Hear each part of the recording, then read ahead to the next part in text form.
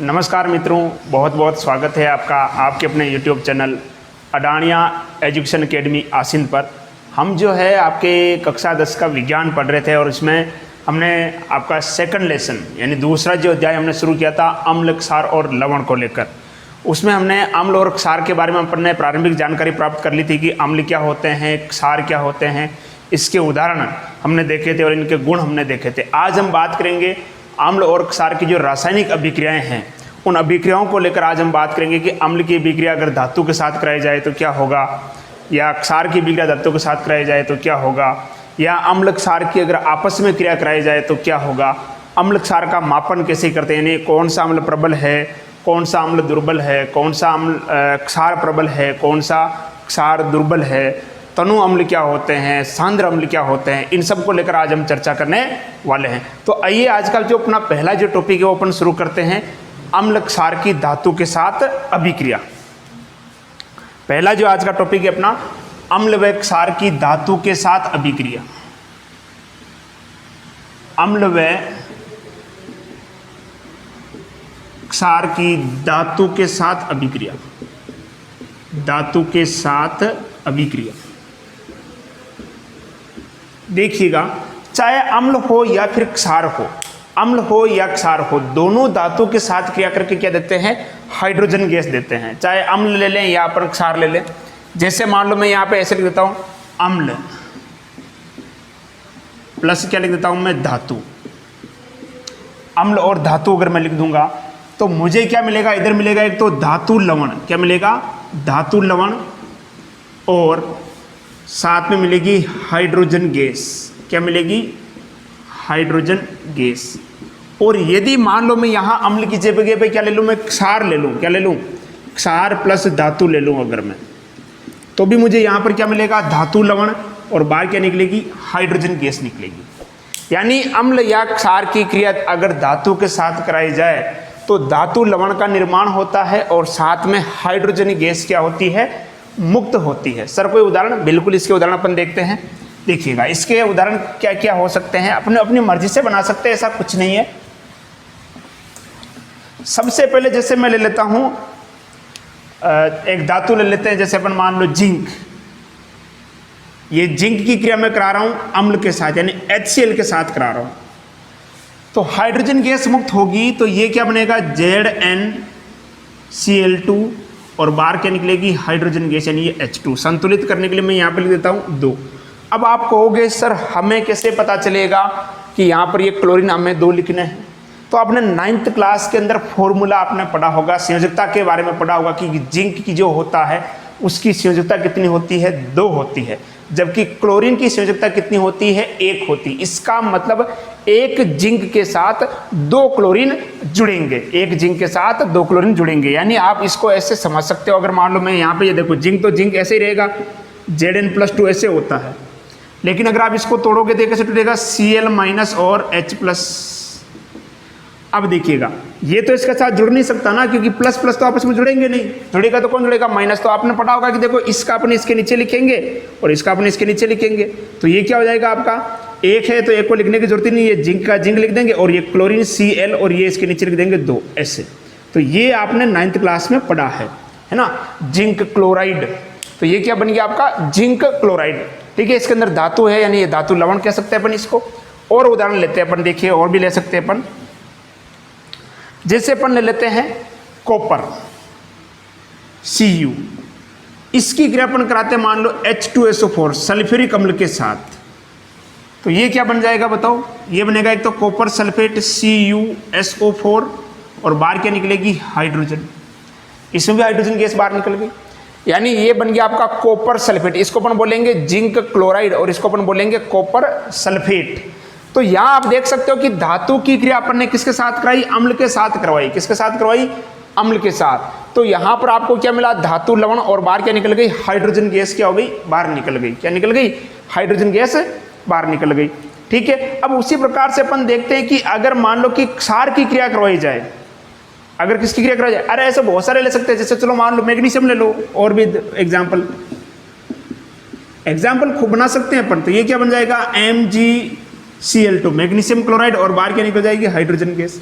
तो तो ये भी अम्ल है, ये धातु है। चलो क्षार का ले लेते हैं अपन एक उदाहरण। क्षार का ले लेते हैं, जैसे मान लो मैं लेता हूँ जिंक। जिंक की क्रिया मैं करा रहा हूँ सोडियम हाइड्रोक्साइड के साथ, संतुलित के हिसाब से मैं पहले लिख रहा हूँ। ये है जिंक धातु हो गई और ये हो गया आपका सोडियम हाइड्रोक्साइड। सोडियम हाइड्रोक्साइड क्या होता है? क्षार होता है। क्या होता है? क्षार। तो इसमें भी क्या होगी? हाइड्रोजन गैस बाहर निकल जाएगी। तो ये क्या बनेगा? देखो Na2ZnO2 और बाहर क्या निकलेगी? H2 हाइड्रोजन गैस बाहर निकल जाएगी। इसका नाम ध्यान रखिएगा, इसको बोलते हैं सोडियम जिंकेट। क्या बोलते हैं? सोडियम जिंकेट कहा जाता है इसको। इसको क्या कहते हैं? Sodium zincate. तो इस प्रकार से हाइड्रोक्लोरिक अम्ल की क्रिया जिंक के साथ कराएंगे, क्या बनेगा? Zinc chloride. सल्फ्यूरिक अम्ल की क्रिया कॉपर के साथ कराएंगे, क्या बनेगा? Copper sulphate. उसी प्रकार से हाइड्रोक्लोरिक अम्ल की क्रिया किसके साथ कराएंगे? मैग्नीशियम के साथ, क्या बनेगा? Magnesium chloride. उसी प्रकार से जिंक की क्रिया अगर किसके साथ कराएंगे अपन? सोडियम हाइड्रोक्साइड के साथ कराएंगे तो क्या बनेगा? सोडियम जिंकेट बनेगा। यानी ये अम्ल और क्षार की क्रिया अगर अपन किसके साथ कराएं? धातु के साथ कराएं तो क्या निकलती है? हाइड्रोजन गैस मुक्त होती है। ठीक है जी। अब आता है आपके एक प्रयोग दे रखा है कि प्रयोग द्वारा सिद्ध कीजिए, प्रयोग द्वारा सिद्ध कीजिए कि धातुएं अम्ल के साथ क्रिया करके हाइड्रोजन गैस देती है। ये प्रयोग के द्वारा अपने को सिद्ध करना है। तो कैसे करेंगे ये अपन समझते हैं कि प्रयोग के द्वारा अपन इसको कैसे सिद्ध कर सकते हैं कि जो धातुएं हैं वो अम्ल के साथ क्रिया करके क्या देती है? हाइड्रोजन गैस देती है। कि वाकई में हाइड्रोजन गैस ही निकल रही है या कोई और गैस निकल रही है, इसका पता कैसे करेंगे? तो देखिएगा, इसके लिए एक सीधा सा एग्जाम्पल अपन प्रयोग अपन कर सकते हैं। अपन क्या करते हैं कि इस प्रकार से एक स्टैंड बनाते हैं, समझिएगा ध्यान से। इसको एक स्टैंड बना देते हैं इस तरह से। ये क्या बना दिया अपन ने? एक स्टैंड बना दिया इस तरह से। ये एक स्टैंड लगा देते हैं और इस स्टैंड से अपन एक लगाते हैं परख नली। क्या लगाते हैं? एक परख नली लगाते हैं इस प्रकार से। ये एक परख नली है जिसे अपन कहते हैं टेस्ट ट्यूब। ये हो गई परख नली। क्या हो गई? परख नली। इस परख नली को अपन क्या करते हैं? इस स्टैंड से क्या करते हैं? एक बार इस तरह से कसकर बांध देते हैं इसको इस तरह से। ये है ना, ये क्या हो गई? परख नली हो गई। क्या हो गई? परख नली। ठीक है। इस परख नली से अपन क्या करते हैं? इस परख नली के अंदर अपन क्या करते हैं? एक तो भर देते हैं तनु सल्फ्यूरिक अम्ल भर देते हैं। क्या भर देते हैं? तनु सल्फ्यूरिक अम्ल। अब आप कहोगे कि सर ये तनु सल्फ्यूरिक अम्ल क्या होता है? तो इसके लिए आप थोड़ा वेट कीजिए, इसी वीडियो के अंदर अपन समझेंगे कि तनु क्या होते हैं, सांद्र क्या होते हैं। इसके अंदर ये मैंने भर दिया तनु सल्फ्यूरिक अम्ल भर दिया, डाइल्यूट जिसे अपन बोलते हैं, डाइल्यूट कहते हैं, तनु सल्फ्यूरिक अम्ल। क्या भर दिया? तनु सल्फ्यूरिक अम्ल H2SO4। ठीक है। अब देखिएगा, इसमें अपन क्या करते हैं? कुछ जिंक के टुकड़े डालते हैं। क्या डालते हैं? जिंक के टुकड़े। इस अम्ल के अंदर अपन क्या करेंगे? जिंक के टुकड़े या जिंक के छिलन कह सकते हैं, जिंक के छिलन या जिंक के टुकड़े कह सकते हो। जिंक के टुकड़े इसके अंदर अपन डालते हैं। जैसे ही हम क्या करेंगे? इस अम्ल के अंदर जिंक के टुकड़े डालेंगे, एक गैस निकलेगी। अब उस गैस को अपने को प्राप्त करना है, तो गैस को प्राप्त करने के लिए अपन क्या करते हैं? इस परख नली के ऊपर क्या लगाते हैं? इस तरह से एक नली लगा देते हैं जिसे अपन बोलते हैं निकास नली कहते हैं। क्या कहते हैं? निकास नली। विकास नली नहीं रहे, निकास नली। इस तरह से। और इसको अपन क्या करेंगे? एक ढक्कन से परख नली को क्या कर देंगे? बंद कर देंगे, ताकि जो गैस है वो बाहर ना जा पाए। इस तरह से गैस बाहर ना जा पाए, इसलिए क्या करते हैं? इस परख नली को इस प्रकार से अपन क्या कर देते हैं? ढक्कन के द्वारा बंद कर देते हैं। ये जो नली है ये क्या कहलाती है? निकास नली। इस निकास नली को अपन ले जाते हैं इस तरह से। ये कांच की होती है इस प्रकार की नली का ये, और इस नली का संबंध अपन कर देते हैं, एक अपने पास एक टब होता है और उस टब के अंदर क्या होता है? साबुन का जलीय विलयन भरा रहता है। ये जो टब रहेगा इसके नीचे, इस टब के अंदर क्या रहता है? साबुन का जलीय विलयन भरा रहता है। ये इस तरह से मैं बना देता हूँ, ये एक टब है और इस टब के अंदर क्या होता है? साबुन का जलीय विलयन भरा रहता है। तो जैसे ही क्या होगा कि ये जो गैस है, जब ये गैस इस साबुन के जलीय विलयन में आएगी, इसके अंदर क्या भरा है? ये साबुन का जलीय विलयन। साबुन का जलीय विलयन इसके अंदर भर देते हैं अपन। जैसे ही क्या होगा कि ये जो गैस है, यहां से जब अपन क्या करेंगे? इस परख नली के अंदर, ये भी नाम लिखे देता हूँ चलो आपको, ताकि अगर आप स्क्रीनशॉट ले तो भी आपकी समस्या नहीं रहेगी। स्टैंड है और ये क्या हो गई? आपकी परख नली। क्या हो गई? परख नली या टेस्ट ट्यूब, इसको अपन बोलते हैं निकास नली, निकास नली। और ये हो जाएगा आपका कॉर्क, कॉर्क कह सकते हो या आप इसको ढक्कन भी कह सकते हो, है ना, कॉर्क या ढक्कन भी कह सकते हो।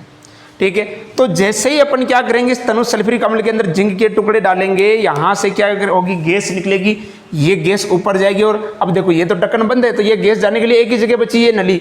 इस नलिका में होती हुई जब गैस ये इस साबुन के जलीय विलयन के अंदर आती है, तो आपने देखो, आपने जब आप बचपन में किया होगा कि जो आपकी डिटर्जेंट होता है, कपड़े धोने का पाउडर, आप उसको गोल के फिर उसके अंदर नली का फूंक मारते हैं, तो क्या होता है, बुलबुले निकलते हैं ना।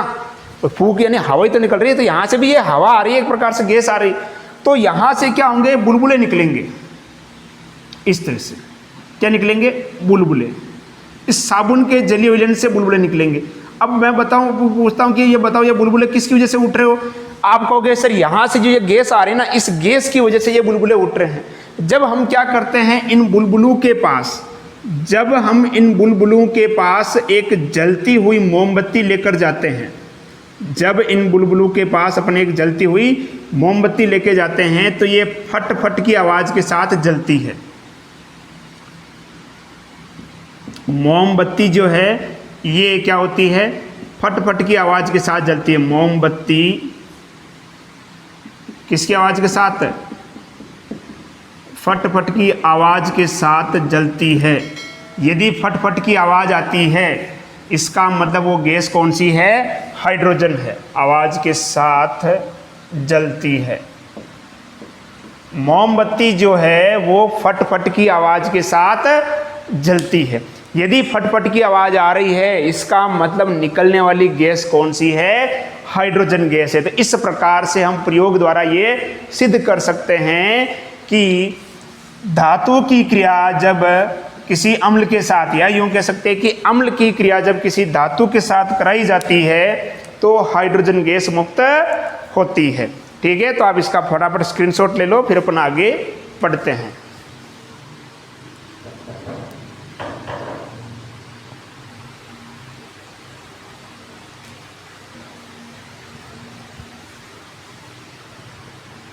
ठीक है जी, तो ये अपन ने एक प्रयोग द्वारा अपन ने सिद्ध करके देखा कि इसका कि अम्ल के साथ, यहाँ आप क्षार भी ले सकते हो, यही प्रयोग हो जाएगा क्षार के लिए सेम। यहाँ पर जब अपन ने जो अम्ल लिया है, यहाँ अपन क्या ले लेंगे, क्षार ले लेंगे प्रयोग के लिए, है ना। तो दोनों सेम हो जाएगा, इसमें ऐसा ज़्यादा कुछ भी नहीं है ना।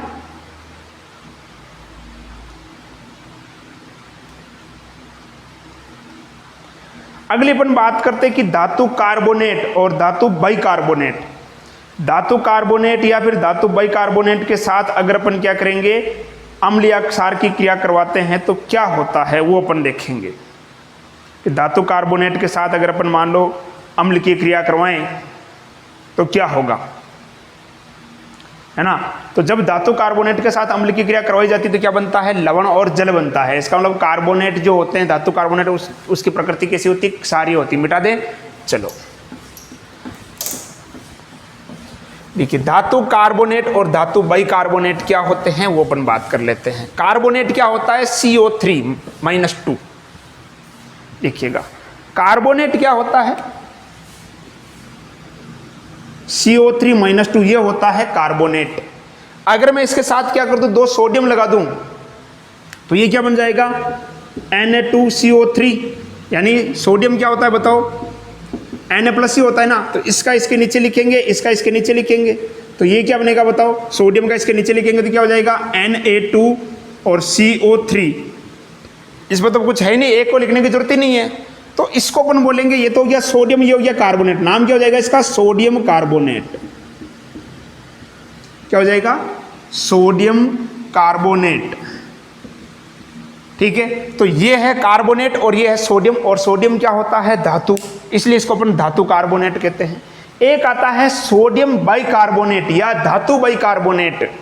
ठीक है, तो धातु बाइकार्बोनेट क्या होता है, जैसे NaHCO3, इसको अपन बोल सकते हैं सोडियम बाइकार्बोनेट भी कह सकते हैं और सोडियम हाइड्रोजन कार्बोनेट भी कह सकते हैं। इसका नाम तो हो जाएगा सोडियम कार्बोनेट और इसका हो जाएगा सोडियम हाइड्रोजन कार्बोनेट या सोडियम बाइकार्बोनेट। अब अपने को देखना यह है कि जब इनकी क्रिया अगर किसी अम्ल के साथ करवाई जाती है तो क्या होता है, ये अपने को देखना है ना। तो इसका प्रयोग भी आपके देर का वो प्रयोग भी अपन देखेंगे। देखिएगा क्या होता है। सबसे पहले ले रहा हूं मैं कार्बोनेट, धातु कार्बोनेट यानी Na2CO3, इसको अपन बोलते हैं सोडियम कार्बोनेट। इस सोडियम कार्बोनेट की क्रिया अगर मैं अम्ल के साथ करवाता हूं, किसके साथ, अम्ल के साथ, तो मुझे मिलेगा, एक तो मिलेगा लवण, क्या मिलेगा, लवण यानी 2NaCl, और बाहर निकलेगी यहां पर CO2 गैस, और क्या निकलेगा, जल निकलेगा यहां पर बाहर, क्या निकलेगा, जल यहां पर बाहर निकलेगा। ठीक है, यानी ये हो गया आपका धातु कार्बोनेट, ये अम्ल, और ये क्या बना, लवण प्लस CO2 प्लस जल। यानी जब किसी धातु कार्बोनेट की क्रिया अम्ल के साथ करवाई जाती है तो लवण और जल का निर्माण होता है, और साथ ही CO2 गैस क्या होती है, मुक्त होती है। क्या होती है, मुक्त होती है। यदि यहां पर मैं बाइकार्बोनेट ले लूं, बाइकार्बोनेट क्या होगा बताओ, अभी बताया था NaHCO3, ये होता है बाइकार्बोनेट, सोडियम हाइड्रोजन कार्बोनेट। ठीक है, इसकी क्रिया भी अपन करवाएंगे, किसके साथ कराएंगे, अम्ल के साथ कराएंगे, किसके साथ, अम्ल के साथ। तो यहां पे भी क्या बनेगा, NaCl प्लस CO2 प्लस बाहर क्या निकलेगा, H2O, क्या निकलेगा, H2O निकल जाएगा। ठीक है, तो धातु कार्बोनेट की क्रिया अम्ल के साथ कराई जाए या धातु हाइड्रोजन कार्बोनेट या बाइकार्बोनेट की क्रिया अम्ल के साथ कराई जाए तो क्या बनेगा, लवण बनता है, जल बनता है, और साथ में क्या होती है, CO2 gas, carbon dioxide gas क्या होती है, मुक्त होती है। ठीक है जी, तो यहां तक कोई दिक्कत। अब दूसरा अपन देखते हैं कि जैसे calcium hydrogen carbonate, sorry calcium hydroxide, calcium hydroxide जो होता है उसके अंदर अपन CO2 गैस प्रवाहित करें तो क्या होगा। ठीक है, अगर उसके अंदर अपन CO2 गैस प्रवाहित करते हैं तो क्या होता है, कैल्शियम कार्बोनेट बनता है, यानी CaOH2, ये है कैल्शियम हाइड्रोक्साइड। क्या है, कैल्शियम हाइड्रोक्साइड, या जिसे अपन और बोलते हैं बुझा हुआ चूना, पढ़ चुके अपन। ठीक है, इसके अंदर अगर CO2 गैस प्रवाहित की जाएगी, ये भी पढ़ा चुका हूं पहले मैं, तो क्या बनेगा, कैल्शियम कार्बोनेट बनेगा। क्या बनेगा, calcium carbonate, CaCO3, calcium carbonate. अब बाहर क्या निकल जाएगा बताओ, यहां से आप देख सकते हो कि 2 ऑक्सीजन थी, 2 में से एक यहां लग गई, तो यहां पर कितनी बची, 1 ऑक्सीजन और 2 हाइड्रोजन, यानी बाहर क्या निकल जाएगा, H2O। इसको बोलते हैं अपन कैल्शियम कार्बोनेट। क्या बोलते हैं, कैल्शियम कार्बोनेट कहते हैं। और मैंने बताया भी था कि इसी का सूत्र क्या है, ये संगमरमर का सूत्र भी यही होता है, संगमरमर, या इसको और बोल सकते हैं अपन चूना पत्थर भी कहते हैं इसको। क्या बोलते हैं, चूना पत्थर, संगमरमर या चूना पत्थर, कैल्शियम कार्बोनेट। और यदि अगर इस कैल्शियम कार्बोनेट, यानी यहां से अपन क्या करेंगे, इसके अंदर जब अपन CO2 गैस प्रवाहित करते हैं, इसका रंग कैसा होता है, दूधिया हो जाता है। अब यदि अगर CO2 गैस, इसको अगर अपन इसके अंदर फिर से अगर अपन CO2 गैस प्रवाहित करें तो क्या होगा बताओ, देखते हैं अपन। अगर इस कैल्शियम कार्बोनेट के अंदर भी अगर CO2 गैस प्रवाहित की जाएगी, CaCO3, अगर मैं इसके अंदर भी क्या कर दूं, CO2 गैस प्रवाहित कर दूं, तो मुझे क्या मिलेगा, यहां पर एक तो क्या था, जल तो था ही साथ में, देखो कैल्शियम कार्बोनेट प्लस H2O। अगर इसके अंदर और से मैं अगर क्या कर दूं, CO2 गैस प्रवाहित कर दूं, तो मुझे मिलेगा कैल्शियम हाइड्रोजन कार्बोनेट। क्या मिलेगा, calcium hydrogen carbonate, CaHCO3 calcium hydrogen carbonate कह सकते हैं, या इसको अपन और बोल सकते हैं कैल्शियम बाइकार्बोनेट कह सकते हैं। क्या कह सकते हैं, कैल्शियम बाइकार्बोनेट कह सकते हैं। ठीक है, तो ये अपन ने देखी कि कार्बोनेट और बाइकार्बोनेट के साथ अम्ल जो है वो किस प्रकार से विक्रिया करता है। ठीक है जी, तो फटाफट आप इसका स्क्रीनशॉट ले लो, फिर अपन आगे बात करते हैं।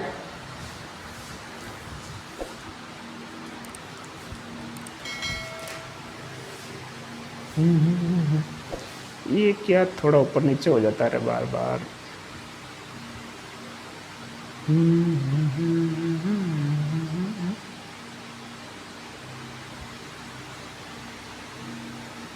मिटा दें, चलो अब आगे अपन बात करते हैं कि यदि अम्ल और क्षार की क्रिया अगर आपस में कराई जाए तो क्या होगा, है ना। यदि अम्ल व क्षार अगर आपस में क्रिया करेंगे तो क्या होगा। यदि अम्ल व क्षार अगर आपस में क्रिया करेंगे तो क्या हो जाएगा, लवण और जल का निर्माण होगा, और इसे अपन बोलते हैं उदासीनीकरण अभिक्रिया। पहले भी पढ़ चुके अपन। जब अम्ल और क्षार दोनों की क्रिया करवाई जाती है तो क्या बनता है, लवण और जल का निर्माण होता है। किसका निर्माण होता है, लवण प्लस जल का निर्माण होता है, और इसको अपन बोलते हैं उदासीनीकरण अभिक्रिया कहते हैं। क्या कहते हैं, उदासीनीकरण अभिक्रिया कहते हैं। जब अम्ल व क्षार आपस में क्रिया करते हैं तो लवण और जल का निर्माण होता है, इसे क्या कहते हैं, उदासीनीकरण अभिक्रिया। सर कोई एग्जाम्पल? बिल्कुल है, अम्ल ले लेते हैं अपन, एक सिंपल एग्जाम्पल ले रहे हैं, HCl हाइड्रोक्लोरिक अम्ल।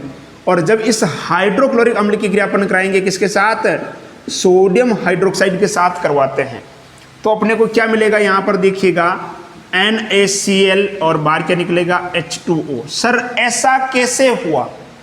अगर हम इसको तोड़ते हैं तो ये टूटेगा H प्लस और Cl माइनस में टूटेगा, और जब इसको अगर अपन तोड़ेंगे तो ये टूटेगा कैसे, Na प्लस और OH माइनस में टूटेगा। अब बताओ, इधर ये प्लस है, ये प्लस के आपस में मिलेंगे, नहीं मिलेंगे, प्लस प्लस नहीं मिलते हैं, प्लस और माइनस मिलेंगे, तो ये तो मिलेगा इसके साथ और ये मिलेगा इसके साथ। तो बताओ Na प्लस और Cl माइनस क्या बन जाएगा, NaCl। H और H क्या बन गया, H2, और ये O, ये H2O। ठीक है, तो अम्ल और क्षार आपस में क्रिया करके लवण और जल का निर्माण करते हैं, इसे अपन क्या कहते हैं, उदासीनीकरण अभिक्रिया कहते हैं। क्या कहते हैं, उदासीनीकरण अभिक्रिया कहते हैं। ठीक है जी, मिटा दें, फटाफट ले लो इसका भी स्क्रीनशॉट।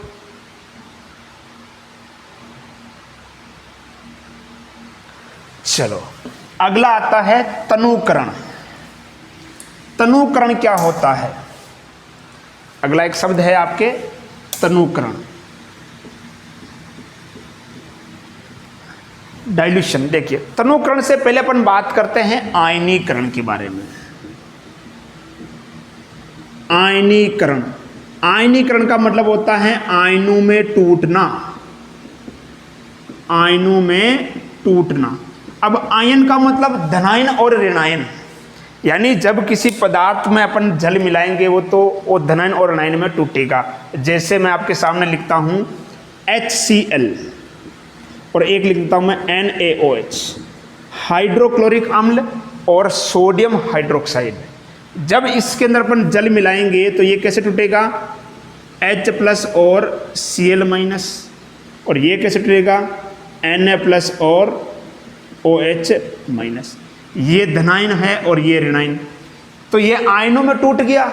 तो किसी पदार्थ का आयनों में टूटना क्या कहलाता है, आयनीकरण कहलाता है। क्या कहलाता है, आयनीकरण कहलाता है। ठीक है, अब बात आती है कि सर ये तनुकरण क्या होता है। देखिएगा, किसी अगर मान लो अम्ल और क्षार को अगर अपने को आयनों में तोड़ना है ना, तो वो डायरेक्ट नहीं टूटेंगे, आप उसके अंदर कुछ मात्रा में जल मिलाओगे तब वो क्या होगा, टूटेगा, यानी तनु करेंगे अपन। क्या करेंगे, तनु। तो अपन कह सकते हैं कि किसी अम्ल या क्षार के अंदर जब जल मिलाया जाता है तो उसकी आयन की सांद्रता में या आयतन में क्या हो जाती है, कमी हो जाती है। क्या हो जाती है, कमी हो जाती है। किसी अम्ल या क्षार में जल मिलाने पर, किसी अम्ल या क्षार में जल मिलाने पर उसकी आयन की सांद्रता में प्रति इकाई आयतन में क्या हो जाती है, कमी हो जाती है। इसे हम क्या कहते हैं, तनुकरण कहते हैं। क्या कहते हैं, या अपन यूं कह सकते हैं नॉर्मली कि जब किसी जल के अंदर अम्ल मिलाया जाता है, ध्यान रखना कभी भी अम्ल के अंदर जल नहीं मिलाते हैं, कभी नहीं मिलाते हैं, क्योंकि जब अम्ल के अंदर जल मिलाया जाता है तो जो अभिक्रिया जो होती है वो होती है ऊष्माक्षेपी होती है। जब किसी अम्ल के अंदर जल मिलाया जाता है, या कि यूं कह सकते हैं कि जब किसी अम्ल को तनु किया जाता है, अम्ल को तनु किया जाता है, यानी अम्ल के तनुकरण की जो अभिक्रिया होती है वो कैसी होती है, ऊष्माक्षेपी होती है। अगर अपन क्या करेंगे, अम्ल के अंदर अगर अपन क्या करेंगे, जल मिलाएंगे तो अत्यधिक मात्रा में क्या होगी, ऊष्मा मुक्त होगी, जिसके कारण किसी दुर्घटना की संभावनाएं रहती है। इसलिए अम्ल को तनु करने के लिए कभी भी अम्ल के अंदर जल नहीं मिलाते हैं। अपन क्या करते हैं, जल के अंदर क्या मिलाते हैं, अम्ल मिलाते हैं और धीरे धीरे उस जल को अपन क्या करते हैं, अब विडोलक की सहायता से, कांच की जो छड़ होती है जिसे विडोलक कहते हैं, उस विडोलक की सहायता से धीरे धीरे क्या करते रहते हैं, हिलाते रहते हैं। इसलिए यहाँ से एक अच्छा क्वेश्चन निकल के आ सकता है कि अम्ल को तनु करने के लिए, अम्ल को जल में मिलाया जाता है, ना कि जल को अम्ल में मिलाया जाता है। क्यों? तो अपन कह सकते हैं कि अम्ल के तनुकरण की विक्रिया जो है वो ऊष्माक्षेपी होती है। अतः जब अम्ल के अंदर जल मिलाया जाएगा तो अत्यधिक मात्रा में ऊष्मा निकलेगी, जिसके कारण दुर्घटना होने की संभावना रहती है। इसलिए अम्ल को तनु करने के लिए जल में अम्ल को मिलाया जाता है और ऊष्मा को बाहर निकालने के लिए उसको धीरे धीरे अपन क्या करते हैं, हिलाते हैं। ठीक है, तो तनुकरण का मतलब समझ में आ गया आपके। अब यहाँ पर अपन बात करते हैं कि तनु अम्ल किसे कहते हैं, तनु अम्ल और सांद्र अम्ल। सीधा सा समझिएगा, ज़्यादा इसमें आपको इतना बर्डन लेने की आवश्यकता नहीं है, नॉर्मल है ना। तनु अम्ल और सांद्र अम्ल, यही बात क्षार के लिए भी लागू हो जाएगी। तनु अम्ल और एक होगा सांद्र अम्ल।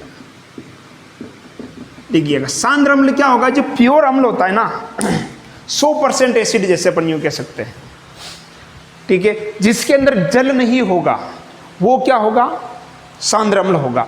और जब किसी अम्ल के अंदर अपन कुछ मात्रा में क्या मिला दे, जल मिला दे, या यूं कह सकते हैं कि जल में कुछ मात्रा में क्या मिला दे, अम्ल मिला दे, या अपन यूं कह सकते हैं सीधी सी भाषा में, यदि अम्ल के अंदर जल होगा, अम्ल के अंदर यदि क्या होगा, जल होगा, तो वो क्या होगा, तनु अम्ल। और यदि अम्ल के अंदर जल नहीं है तो वो क्या है, सांद्र अम्ल है। क्या है, सांद्र अम्ल। ठीक है, तो तनु अम्ल का मतलब समझ में आ गया, सांद्र अम्ल का मतलब समझ में आ गया।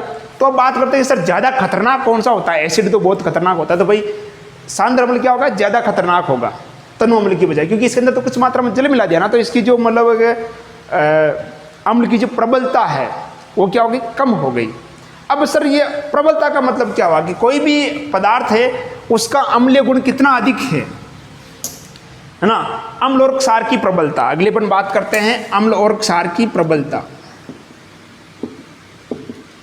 अम्ल व क्षार की प्रबलता को लेकर बात करते हैं। देखिएगा, अम्ल और क्षार की प्रबलता का निर्धारण जो किया जाता है वो किया जाता है पीएच स्केल के द्वारा, जिसके अंदर पी छोटा होता है और एच बड़ा होता है। पीएच स्केल, पीएच स्केल के द्वारा क्या करते हैं अपन, अम्ल और क्षार की प्रबलता का क्या करते हैं, निर्धारण करते हैं। देखिएगा, वैसे तो प्रबलता का मतलब प्रबल अम्ल, दुर्बल अम्ल, प्रबल क्षार, दुर्बल क्षार, इनकी जो परिभाषाएं जो होती है वो अलग होती है ना। अगर आप कक्षा 11 के अंदर अगर आप साइंस लोगे तो वहाँ आप इसके बारे में और डिटेल में पढ़ोगे, है ना। लेकिन यहाँ अगर अपन जनरली बात करें आपके 10th के हिसाब से, तो यहाँ आप देख सकते हो कि केवल इसको पीएच स्केल के हिसाब से या आधार पर अपन समझ सकते हैं कि कौन सा अम्ल प्रबल है, कौन सा अम्ल दुर्बल है। तो अम्ल और क्षार की प्रबलता का निर्धारण जो किया जाता है किसके द्वारा किया जाता है, पीएच स्केल के द्वारा किया जाता है। किसके द्वारा किया जाता है, पीएच स्केल के द्वारा। ठीक है, पीएच स्केल के अंदर अगर अपन बात करें, ये जो पी शब्द जो है ना, पी शब्द, ये जो पी है एक जर्मन शब्द होता है पुसांस, जर्मन शब्द होता है जिस क्या होता है, पुसांस। ठीक है, और इस पुसांस का अर्थ क्या होता है, शक्ति। पीएच स्केल के अंदर जो पी शब्द है ये जर्मन भाषा के पुसान शब्द से लिया गया है, जिसका अर्थ क्या होता है, शक्ति। यानी अपन यूं कह सकते हैं पावर ऑफ हाइड्रोजन। किसी अम्ल के द्वारा हाइड्रोजन त्यागने की प्रवृत्ति, कोई अम्ल जितने ज्यादा हाइड्रोजन देगा या यूं कह सकते हैं जितनी आसानी से हाइड्रोजन मुक्त करेगा वो उतना ही क्या होगा, प्रबल अम्ल होगा। यानी पावर ऑफ हाइड्रोजन कह सकते हैं अपन। इसकी जो खोज की थी, पीएच स्केल की खोज करने वाले थे वो थे एसपीएल सोरेनसन। पीएच स्केल की जो खोज करने वाले थे कौन थे, एसपीएल सोरेनसन। एसपीएल सोरेनसन नामक वैज्ञानिक ने पीएच स्केल का आविष्कार किया था अम्ल और क्षार का मापन करने के लिए। अब बात करते हैं कि आखिर पीएच स्केल होती क्या है। ठीक है, अगर इसकी अपन को परिभाषा देनी पड़े तो परिभाषा कैसे दे सकते हैं अपन, तो अपन कह सकते हैं कि किसी विलयन में उपस्थित हाइड्रोजन आयन की सांद्रता ज्ञात करने के लिए जिस स्केल का उपयोग करते हैं किसी विलयन में उपस्थित हाइड्रोजन आयन की सांद्रता ज्ञात करने के लिए जिस शब्द का क्या करते हैं अपन, या जिस स्केल का उपयोग करते हैं, या जिस मानक का या जिस पैमाने का उपयोग करते हैं, उसे अपन क्या कहते हैं, पीएच स्केल कहते हैं। क्या कहते हैं? पीएच स्केल कहते हैं। अब पीएच का देखो एक फॉर्मूला भी होता है, हालांकि आपके इतना नहीं है, आरबीएससी के अंदर ये दे रखा था पीएच। पीएच बराबर क्या होता है? माइनस log 10 H+, ये होता है पीएच, है ना। तो इसका अपन और कह सकते हैं कि किसी विलयन में उपस्थित हाइड्रोजन आयन की सांद्रता का ऋणात्मक लघुगणक, किसी विलयन में उपस्थित हाइड्रोजन आयन की सांद्रता का ऋणात्मक लघुगणक क्या कहलाता है? पीएच कहलाता है। लेकिन आपको इतना ध्यान में नहीं रखना है, ठीक है। नॉर्मली जो आपको ध्यान में रखना है वो बता देता हूं, लिखना पहले लिखना चाहो तो लिख सकते हो आप, ऐसा कुछ नहीं है, इतना आपके दे नहीं रखा है, लेकिन है ना,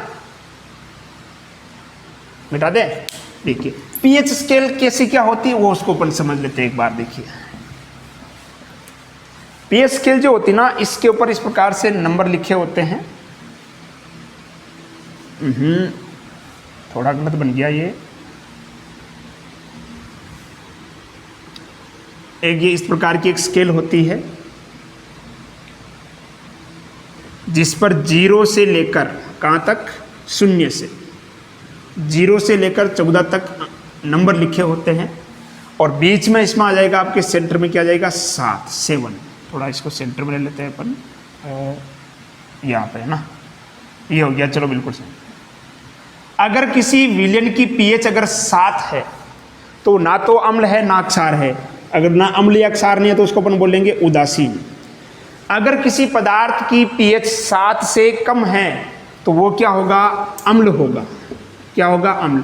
और यदि किसी पदार्थ की पीएच 7 से अधिक है तो वो क्या होगा? क्षार होगा। अगर अपन इधर चलेंगे, ध्यान से समझना भी इसको, यहां से इधर चलेंगे अपन तो अम्ल की प्रबलता क्या होगी? बढ़ेगी। अम्ल की प्रबलता क्या होगी? बढ़ती है। अगर अपन इधर चलते हैं 7 से 14 तक तो क्या होगा? क्षार की प्रबलता बढ़ेगी। और यदि अपन 0 से 7 की तरफ चलेंगे तो इसका उल्टा हो जाएगा, अम्ल की प्रबलता क्या होगी? घटेगी।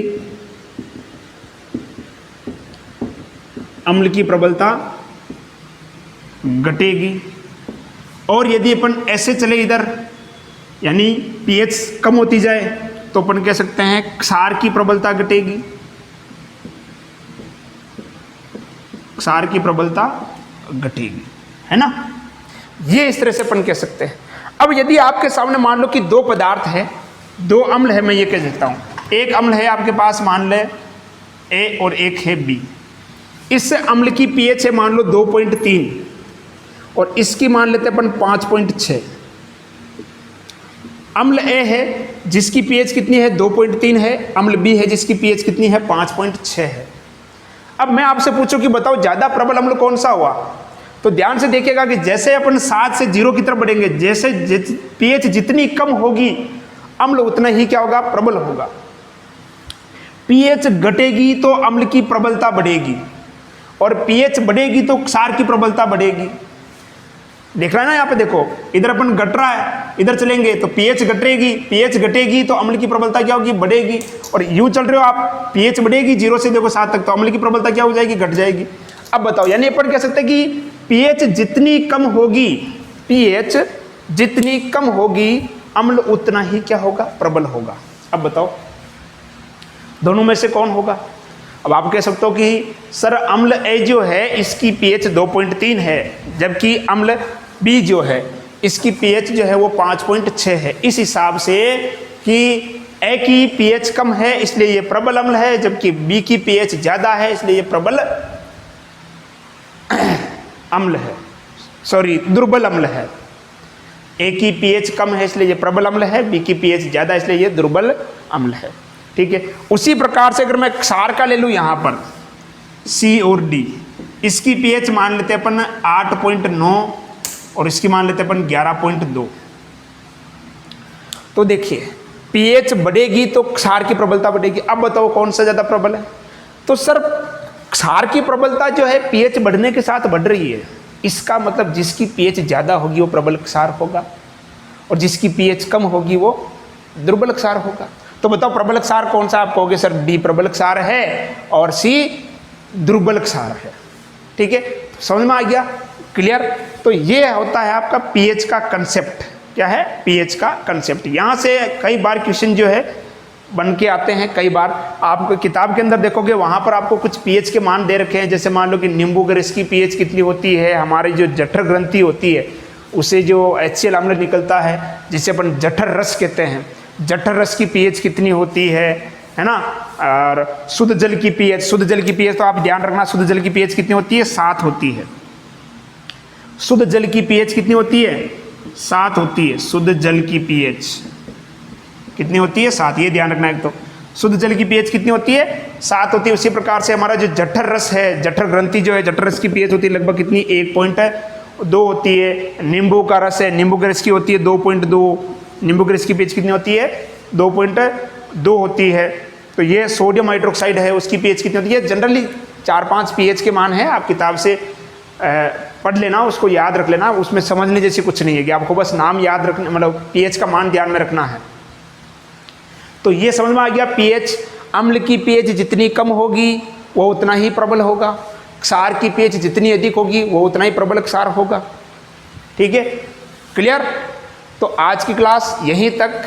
आपका जो अम्ल का जो बेसिक जो टॉपिक था, अम्ल क्षार क्या होते हैं, वो अपन ने बात की। अब अपन कल बात करेंगे या नेक्स्ट क्लास में बात करेंगे जब भी होगी कि दैनिक जीवन में रसायन क्या होते हैं। वहाँ से मैं गारंटी के साथ कह रहा हूँ, दावे के साथ कह रहा हूँ कि वहाँ से क्वेश्चन बनेगा ही बनेगा। अगर किसी बच्चे ने बाकी की क्लासें नहीं देखी वो अलग बात है, लेकिन मैं आपसे निवेदन कर रहा हूँ कि अगली जो क्लास होगी वो आप जरूर अटेंड करें, क्योंकि वहाँ से क्वेश्चन बनेगा ही बनेगा। वहाँ से 100% क्वेश्चन बनेगा। ठीक है, तो आज की क्लास यहीं तक। यदि ये कक्षा आपको पसंद आ रही है तो अपने दोस्तों के साथ शेयर कीजिए, और यदि आप चैनल पर नए हैं तो चैनल को सब्सक्राइब कीजिए। घर पर रहें, सुरक्षित रहें, पढ़ाई करते रहें। धन्यवाद।